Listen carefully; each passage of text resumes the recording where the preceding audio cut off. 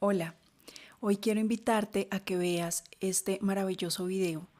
Hoy te traigo la historia de Santa Catalina Labouré, tal vez más cercana a todos nosotros de lo que pensamos, pues ella es la vidente de la medalla milagrosa.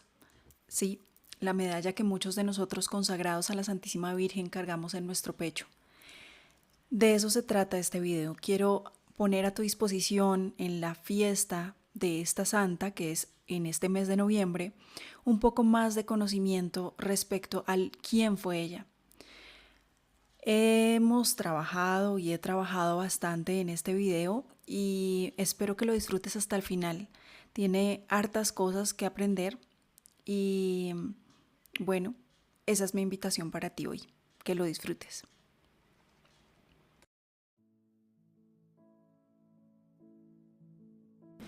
Santa Catalina Labouré nació el 2 de mayo de 1806 en una pequeña aldea francesa llamada Fallais-Mouchy, en la ciudad de Borgoña. Catalina fue bautizada el día siguiente con el nombre de Catalina Zoé. Su madre murió cuando ella tan solo tenía 9 años, el 9 de octubre de 1815. Catalina, en este momento acudiendo a la Santísima Virgen, dijo: «Ahora, querida Santísima Madre, serás tú mi madre». Catalina era la octava de 10 hijos vivos que había tenido su madre, 7 varones y 3 mujeres. Había tenido 17 hijos en total, 7 de ellos fallecieron. Su madre falleció con tan solo 46 años. Catalina tenía 2 hermanos más pequeños, María Antonieta, o Tonina, como le llamaban, de 7 años, y Augusto, de 5. Ninguno de ellos alcanzó a aprender a escribir o leer de su madre, porque estos últimos años habían sido muy duros para ella.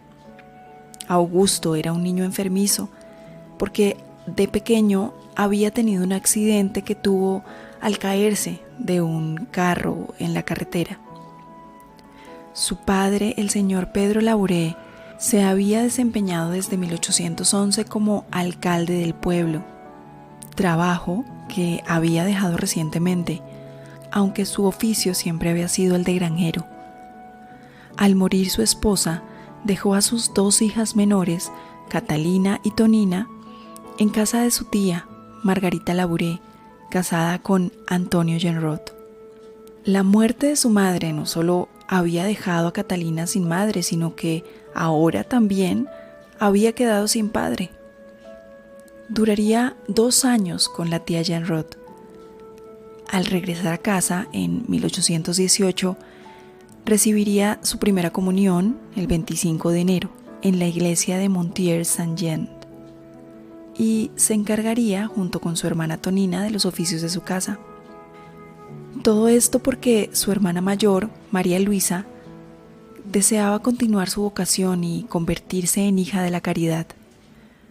Dicen que cuando Catalina tomó las riendas de su casa, empezó a levantarse cada mañana a las 4 de la mañana y caminaba varios kilómetros hasta la iglesia para asistir a misa, a orar.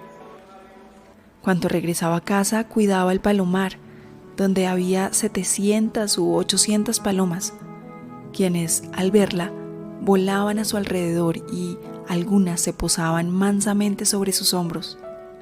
Según Tonina, era un espectáculo hermoso ver cómo las atraía.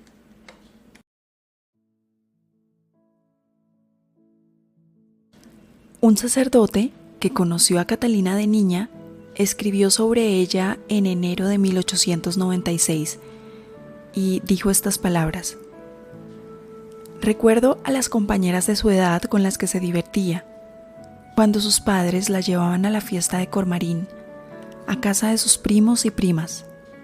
Ella no era hermosa, pero era buena y siempre amable, y era dulce con sus compañeras y con los niños que molestaban. Buscaba siempre poner paz. Si había algún pobre, ella le daba las golosinas que tenía. En la misa patronal, Catalina rezaba como un ángel y no volvía la cabeza ni a derecha ni a izquierda, como hacen otros niños distrayéndose, sino que estaba seria y recogida. En una palabra, era una niña santa que la Virgen preparaba para llenarla de favores y darnos a nosotros la medalla milagrosa. Estando en casa de su padre, tuvo un sueño que se consideraba preparación para su vocación. En este sueño se veía a sí misma en la capilla de la villa de la iglesia. Asistía a un sacerdote adulto de venerable apariencia que empezaba a vestirse para la Santa Misa. Ella, profundamente impresionada con la presencia de este desconocido sacerdote, no logra reaccionar a una señal que él le hace al final de la misa para que se acercara. Así que, dejando la iglesia, se fue a visitar una persona enferma de la villa, y allí encontró de nuevo al viejo sacerdote, quien le dirigía estas palabras: «Mi hija, es bueno que asistas a los enfermos. Tú te alejas de mí ahora, pero un día tú serás feliz de venir a mí. Dios hará su voluntad en ti, no lo olvides». A sus 18 años, sin saber leer o escribir, pero siempre teniendo en sus pensamientos el sueño que había tenido, pide permiso a su padre para visitar a su hermana mayor en la compañía de las Hermanas de la Caridad. Entrando al locutorio, su mirada se detuvo en un cuadro y vio al sacerdote del sueño. Era San Vicente de Paúl. Sus dudas se desvanecieron y la certeza de su vocación se afianzó en su corazón. Pero su padre no tenía esos mismos planes. Él quería verla casada, así que decide enviarla a París con uno de sus hijos que tenía un restaurante para que Catalina le ayudara. En 1830, su padre aceptó que fuese religiosa, pero se negó a pagarle la dote, así que su hermano Humberto la pagó. Él era un joven teniente. Finalmente entró en la congregación de las Hijas de la Caridad fundada por San Vicente de Paúl. Tuvo como director de su conciencia a Jean-Marie Aladel, quien se dedicó los últimos años a la propagación de la devoción de María Inmaculada. Murió 11 años antes que Catalina, en 1865. Durante su dirección, nunca reveló la identidad de la vidente de las apariciones de la Santísima Virgen, por petición de la misma Catalina Labouré. En febrero de 1831, la designaron al hospicio de Enghien, cuando tenía 24 años, y vivió allí hasta sus 70 años. Realizó diferentes trabajos como el de la lavandería y sobre todo los trabajos de la cocina, haciéndose cargo del gallinero y del palomar, cultivar el huerto, además de otros tantos animales que se encontraban allí como cerdos, gallinas, vacas, hasta un caballo. También realizó un reconocido trabajo en el cuidado de ancianos y la atención de pobres en la portería.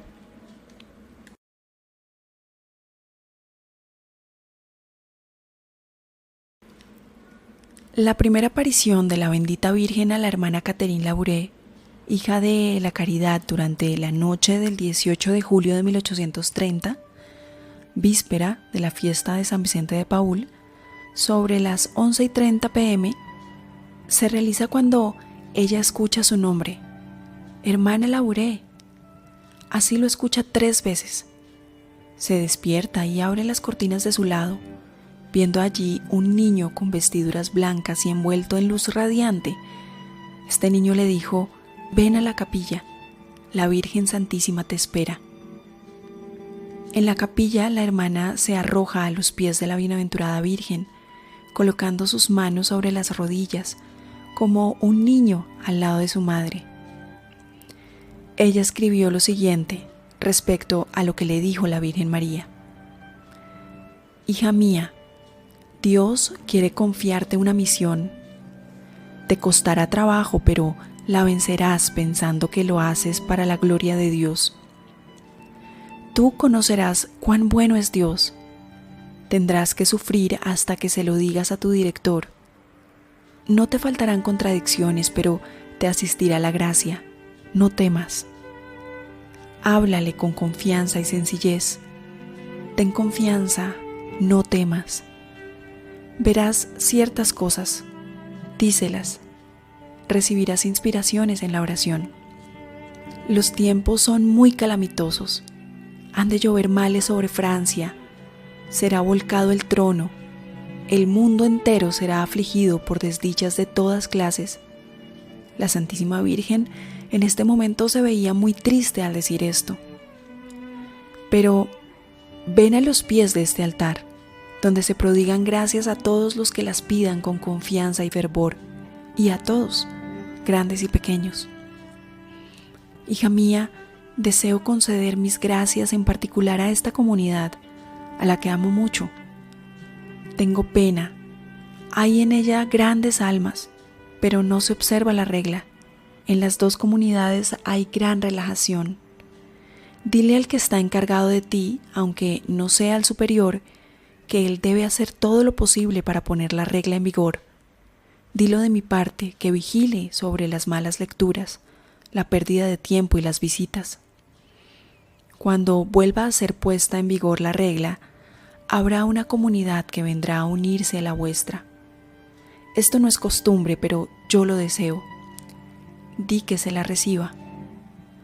Dios la bendecirá y ellas gozarán aquí de una grande paz. La comunidad se hará grande. Llegarán grandes males, grande será el peligro, pero no temas. Dios y San Vicente protegerán la comunidad. En todo este relato, la Santísima Virgen estaba continuamente triste. Y continuó: entonces yo misma estaré contigo. Siempre he velado por ti. Te concederé muchas gracias. Vendrá un momento en que el peligro será grande. Se creerá todo perdido. Entonces yo estaré contigo, ten confianza. Reconocerás mi visita y la protección de Dios y de San Vicente sobre las dos comunidades. No será lo mismo en otras comunidades. En ellas habrá víctimas. Cuando la Virgen le dijo esto a Catalina, tenía las lágrimas en los ojos. Luego continuó: en cuanto al clero de París, también tendrá víctimas. Morirá el señor arzobispo. Hija mía, será despreciada la cruz. Correrá la sangre por las calles. Y en este momento la Virgen no podía hablar. Se veía la pena en su semblante, pero concluyó: hija mía, el mundo entero se entristecerá. A estas palabras Catalina pensaba: ¿cuándo será todo esto? Pero lo comprendió muy bien. 40 años. A este propósito le preguntó el padre a la de la Catalina: ¿sabes si tú y yo lo veremos? Y Catalina le respondió: si nosotros no lo vemos, otros lo verán. Tales son las palabras mismas de Sor Catalina Labouré acerca de su inefable plática con la Santísima Virgen durante la noche del 18 al 19 de julio de 1830. La Virgen Santísima se desvaneció como una sombra.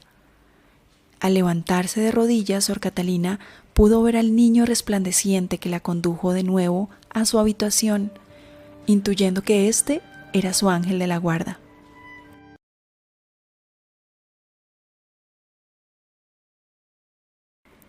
En la segunda aparición, el 27 de noviembre de 1830, Sor Catalina Labouré escucha las siguientes palabras: esta esfera que ves representa al mundo entero, particularmente a Francia y a cada persona en particular. Es el símbolo de las gracias que derramo sobre todos los que me las pidan. Se formó entonces un cuadro alrededor de la Virgen, un poco ovalado, donde había en lo alto del cuadro estas palabras: oh María, sin pecado concebida, rogad por nosotros que recurrimos a vos, escritas en letras de oro. Entonces se dejó oír una voz que le dijo a Catalina: haz acuñar una medalla según este modelo. Todas las personas que la lleven recibirán grandes gracias. Llevándola al cuello, las gracias serán abundantes para las personas que las lleven con confianza. En el reverso del cuadro vio Catalina el monograma de la Virgen formado por una M, coronada de una cruz y con una barra en la base, y debajo de dicha letra M, los dos corazones de Jesús y de María, que ella distinguió porque uno estaba rodeado de una corona de espinas y otro traspasado por un puñal. Todo esto entre 12 estrellas.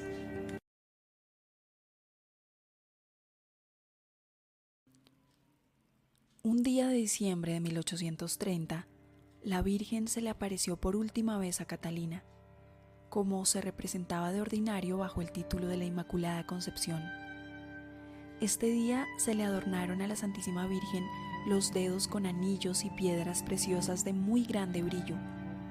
Los rayos de luz que de ellos salían irradiaban en todas direcciones, lo que inundaba la parte baja de modo que no se veían los pies de la Virgen. De las piedras más gruesas desprendían rayos mayores y las más pequeñas, más pequeños. Dijo Santa Catalina: estos rayos son el símbolo de las gracias que la Santísima Virgen alcanza para los que se las pidan. Las piedras preciosas de los que no sale nada son las gracias que se olvidan de pedirme.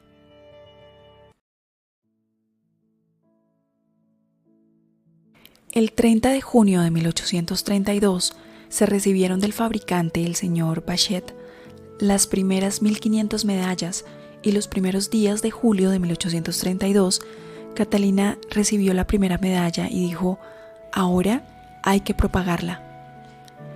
Inicialmente se distribuyeron entre los enfermos de cólera y fue llamada prontamente la Medalla Milagrosa. Luego de 2 años en París y Lyon, se habían vendido 8 millones de medallas. En 1842 ya eran más de 68 millones de medallas. Muchos fueron los milagros y las conversiones a causa de las medallas, que, repartidas por todo el mundo, ayudaron a popularizar la fe en la Inmaculada Concepción y a preparar la definición dogmática. En los principios y orientaciones de la Congregación para el Culto Divino sobre la Piedad Popular y la Liturgia, el Vaticano citó en el 2002 respecto a la Medalla Milagrosa: a los fieles les gusta llevar colgadas del cuello casi siempre medallas con la imagen de la Santísima Virgen. Son testimonios de fe, signo de veneración a la Santísima Madre del Señor, expresiones de confianza en su protección maternal. La Iglesia bendice estos objetos de piedad mariana, recordando que sirven para rememorar el amor de Dios y para aumentar la confianza en la Virgen María. Pero les advierte que no deben olvidar que la devoción a la Madre de Jesús exige sobre todo un testimonio coherente de vida. La medalla, acuñada conforme a las indicaciones de la Virgen a Santa Catalina Labouré, ha sido llamada microcosmos mariano, a causa de su rico simbolismo. La medalla recuerda el misterio de la redención, el amor del corazón de Cristo y del corazón doloroso de María, la función mediadora de la Virgen, el misterio de la Iglesia, la relación entre la tierra y el cielo, entre la vida temporal y la vida eterna. La medalla milagrosa, como el resto de las medallas de la Virgen y otros objetos de culto, no es un talismán, ni debe conducir a una vana credulidad. La promesa de la Virgen, según la cual los que la lleven recibirán grandes gracias, exige de los fieles una adhesión humilde y tenaz al mensaje cristiano, una oración perseverante y confiada, una conducta coherente.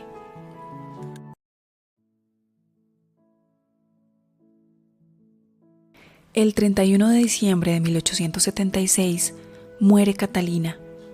Su entierro fue el 3 de enero, fiesta de Santa Genoveva. Exhumado su cuerpo en 1933, fue encontrado en perfecta conservación y se encuentra actualmente en un féretro de cristal en la capilla de Nuestra Señora de la Medalla Milagrosa, en la Rue du Bac, París. El Papa Pío XI la beatificó el 28 de mayo de 1933 y Pío XII el 27 de julio de 1947 la canonizó. Su fiesta se celebra el 27 de noviembre. Sin arrogarse nunca al menor mérito a causa de las singulares favores con que la Virgen Inmaculada la había colmado, ella dijo un día, hacia el final de su vida, cuando la providencia permitió una ligera alusión a este tema: yo, hermana favorecida, no he sido más que un instrumento. No fue por mí que se me apareció la Santísima Virgen. Yo no sabía nada, ni siquiera escribir. Fue en la comunidad donde aprendí todo lo que sé, y a causa de mi ignorancia me eligió la Santísima Virgen, para que nadie dudara. Después de su muerte, se encontraron algunas notas escritas por su propia mano, durante uno de los retiros anuales. Todo en ellos es sencillo, sólido, práctico, y no hay una sola palabra de alusión a las gracias extraordinarias que había recibido. Incluso cuando se dirige a la Santísima Virgen, nada recuerda la familiaridad con la que María le había tratado. He aquí algunos extractos en los que no se han hecho cambios, excepto los de la ortografía, que era defectuosa. Tengo la resolución de ofrecerme a Dios sin reservas, de soportar cada pequeña contradicción con un espíritu de humildad y penitencia, de rogar en todas mis oraciones que la voluntad de Dios se cumpla en mí. Oh Dios mío, haz conmigo lo que quieras. Oh María, concédeme tu amor, sin el cual perezco. Concédeme todas las gracias que necesito. Oh Inmaculado Corazón de María, alcánzame la fe y el amor que te unieron al pie de la cruz de Jesucristo. Oh dulces objetos de mis afectos, Jesús y María, dejadme sufrir por vosotros, dejadme morir por vosotros, dejadme ser todo para vosotros, y ya no nada para mí. En otra nota escribía: oh María, hazme amarte, y no será difícil imitarte. La humildad, la sencillez y la caridad son el fundamento de nuestra santa vocación. Oh María, hazme comprender estas santas virtudes. San Vicente, ruega, ruega por nosotros. En otra nota también encontramos: no quiero quejarme de las pequeñas contradicciones que encuentro entre los pobres y quiero rezar por los que me hacen sufrir. Oh María, alcanzarme esta gracia a través de tu pureza virginal. Emplear bien mi tiempo y no gastar ni un momento sin provecho. Oh María, dichosos los que te sirven y confían en ti. Oh María, María, María, reza, ruega por nosotros, pobres pecadores, ahora y en la hora de nuestra muerte. María, oh María. En la tentación y en los tiempos de sequía espiritual, yo siempre tendré que recurrir a María, quien es pura en sí misma. Oh María, sin pecado concebido.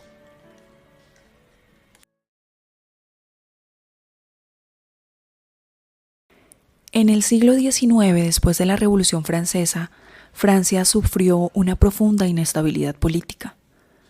Durante todo el siglo se vivieron regímenes parlamentarios, republicanos, gobiernos monárquicos constitucionales, e incluso se vio la restauración borbónica.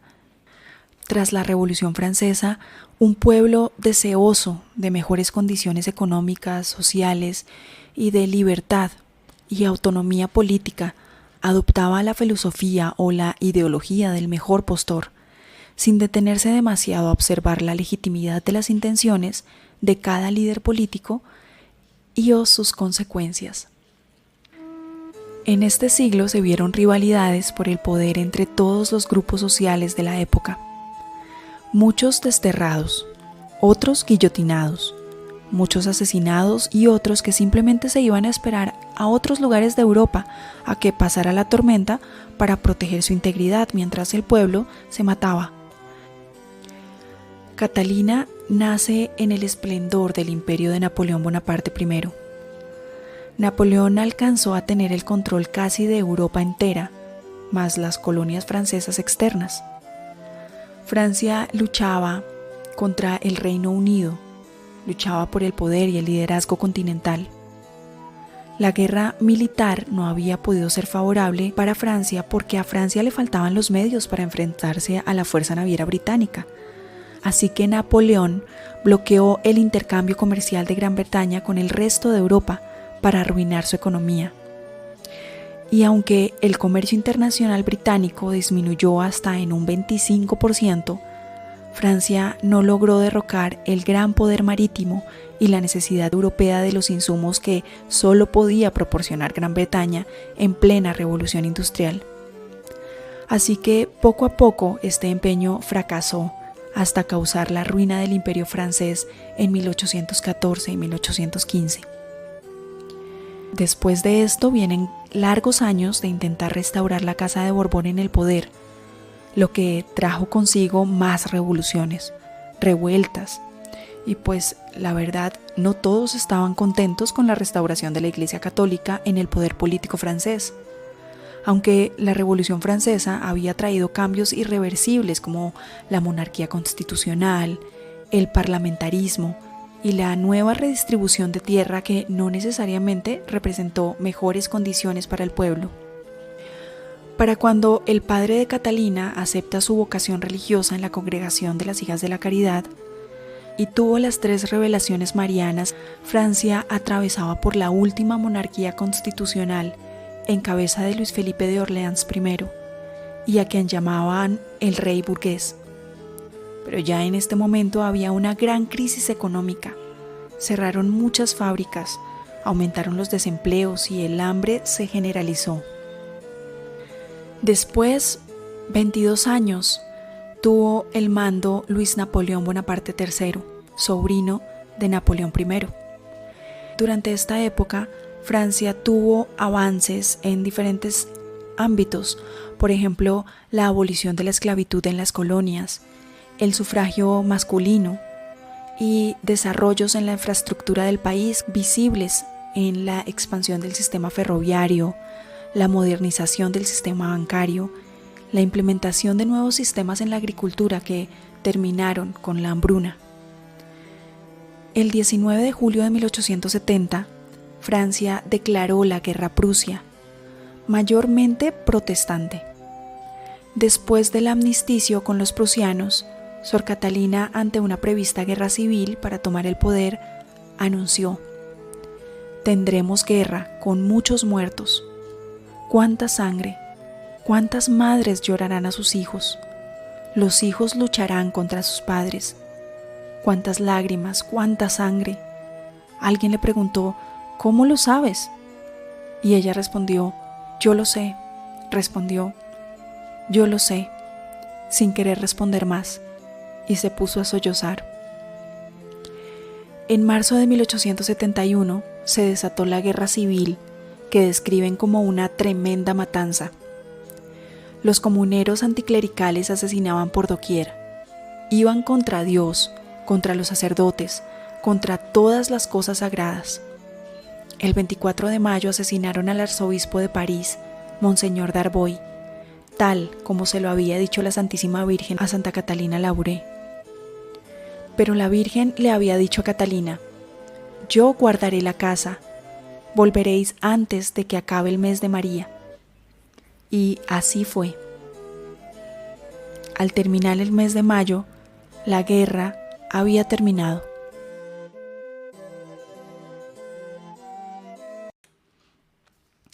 Hola, ya que has llegado al final de este video, quiero invitarte a que nos regales tu like y a que compartas este contenido y lo comentes. Hay muchas cosas que debemos reflexionar al respecto, muchas cosas que seguramente están incompletas y necesitamos ahondar un poco más sobre este conocimiento en todas las áreas.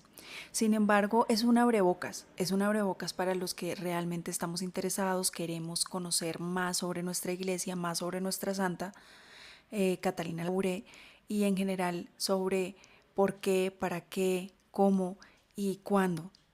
Al respondernos toda esta serie de preguntas, muy seguramente este tipo de contenido nos va a servir muchísimo. Así que, bueno, gracias por compartirlo y que Dios te bendiga. Nos vemos en la próxima entrega de esta serie, La vida de los santos.